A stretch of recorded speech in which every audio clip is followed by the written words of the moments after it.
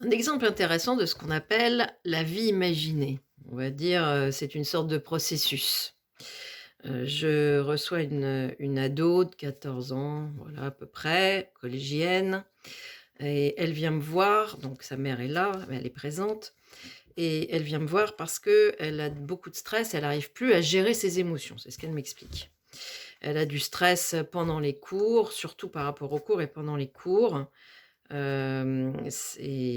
Elle trouve que c'est beaucoup plus stressant que les autres années. Bon, alors j'essaie de comprendre qu'est-ce qui fait la différence par rapport aux autres années. Alors c'est peut-être la classe, enfin le niveau, de c'est ça doit être la troisième puisqu'il y a le brevet blanc, c'est la troisième.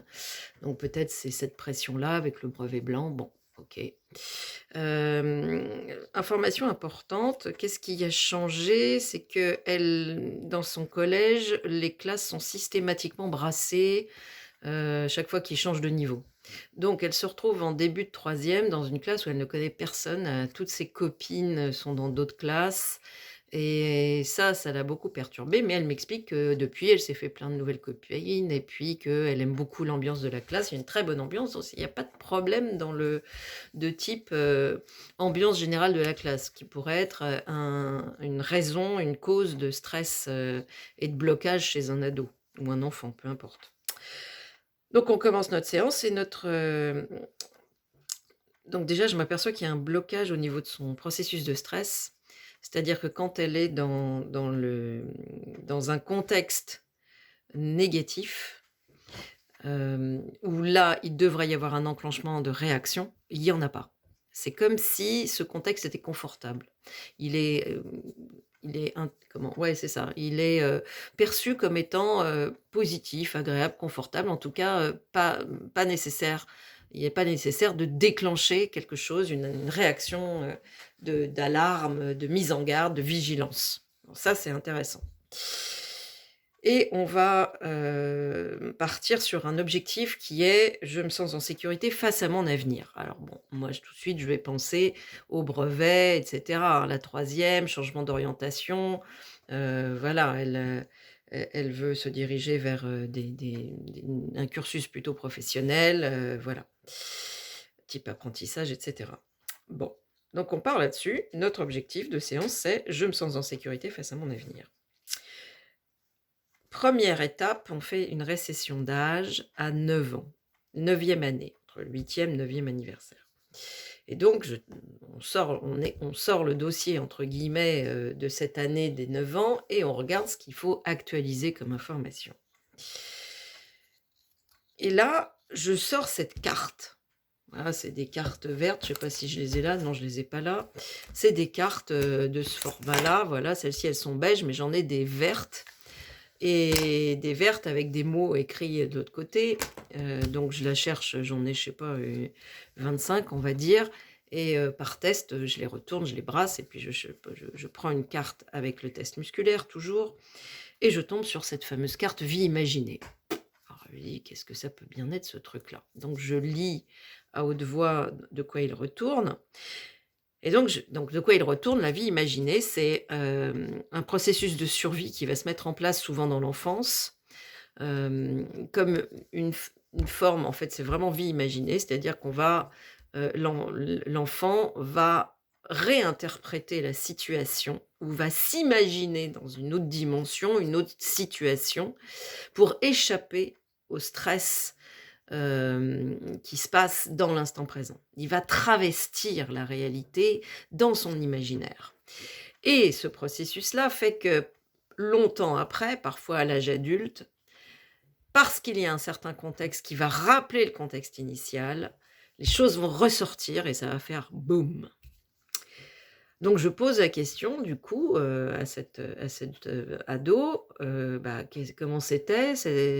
Dans quelle classe tu étais à ce moment-là? Comment ça se passait? Est-ce qu'il y a eu un problème, avec une personne? Est-ce que tu et puis moi je percevais qu'il y avait du harcèlement, de l'agression.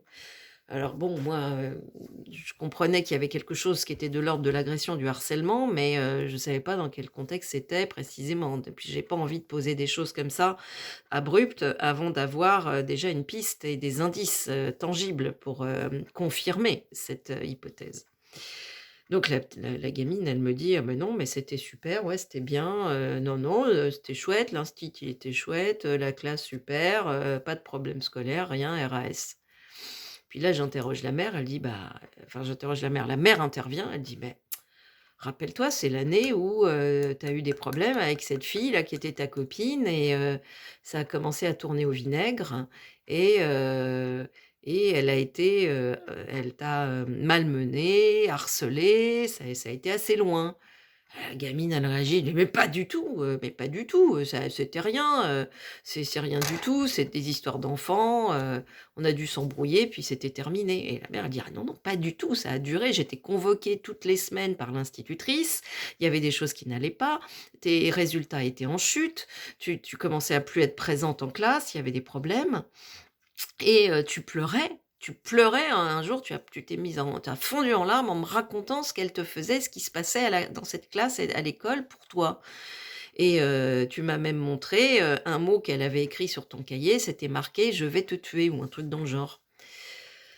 Et la gamine qui monte en pression, qui s'énerve, qui se met en colère après sa mère, parce qu'elle est quand même très speed, hein, la gamine et elle dit: «Mais c'est n'importe quoi, c'est pas du tout ça, La mère, elle dit: «Bah si». J'ai dit: «Bah voilà». Je l'ai laissée un peu dans la joute là. Et j'ai dit: «Bah, le test confirme effectivement que là, il y a un stress. Moi, je vais pas refaire une histoire, je la connais pas. Mais par contre, je sais que cette histoire-là qui est en train de se dérouler sous nos yeux, sous mes yeux à moi, entre autres, heu, est l'objet de la réaction de stress. Enclenche une réaction de stress dans le corps. Le corps a la mémoire de cette situation, il a la mémoire de ce stress». Et là, donc, je dis à la mère et à la fille: «Et ben là, on a un exemple parfait de vie imaginée. C'est-à-dire que toi», donc je m'adresse à l'ado, «toi, tu as travesti ta mémoire a complètement travesti les événements pour pouvoir survivre aux événements et à la situation.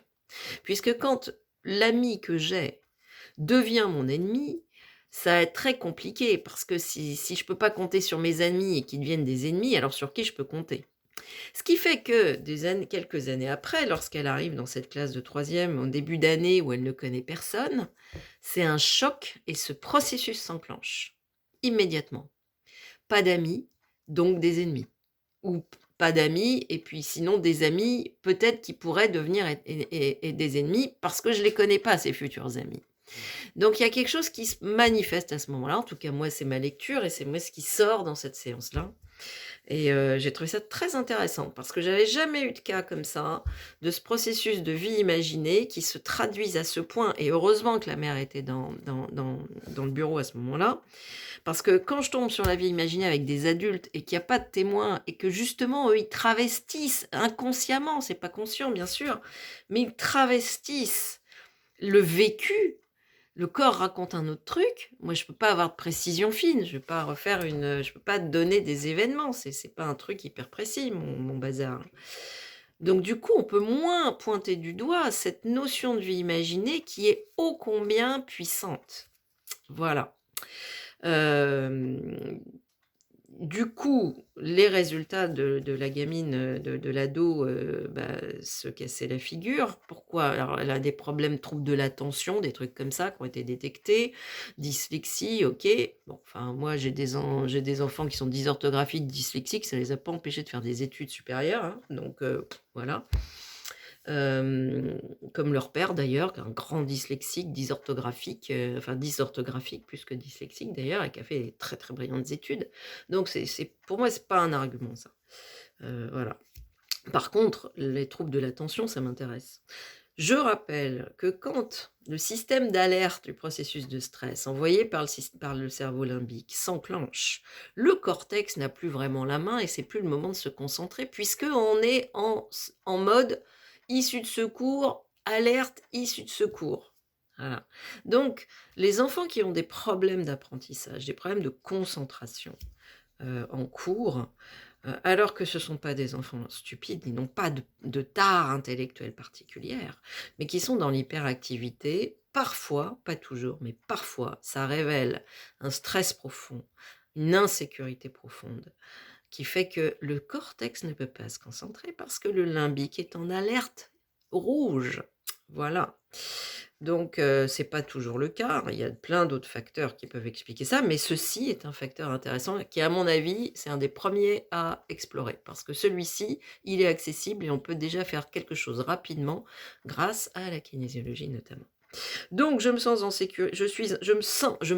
sécurité face à mon avenir qui n'est pas la même chose que je suis en sécurité, hein, attention, c'est une perception et un ressenti. C'était très éloquent de, effectivement, la situation par rapport à son cerveau, comment il fonctionnait à ce moment-là et ce système, ce processus de vie imaginé inconscient qui venait parasiter la situation. Alors je ne sais pas ce que ça va donner, hein, moi je sais jamais, ce que ça donne ensuite par la suite, hein, on verra bien. Bon, j'ai dit si ça voilà, si ça ne suffit pas, faut peut-être venir me voir parce qu'en 1 heure et demie, je rappelle que nous, on nous demande beaucoup de miracles en 1 heure et demie, qu'on ne demande pas des médecines conventionnelles super subventionnées. Si on devait payer, de notre poche, alors on la paye de notre poche, la médecine conventionnelle, industrielle, parfois elle est efficace, mais parfois elle n'est pas du tout. Mais comme elle est subventionnée, ça ne nous pose pas de problème de continuer à aller dans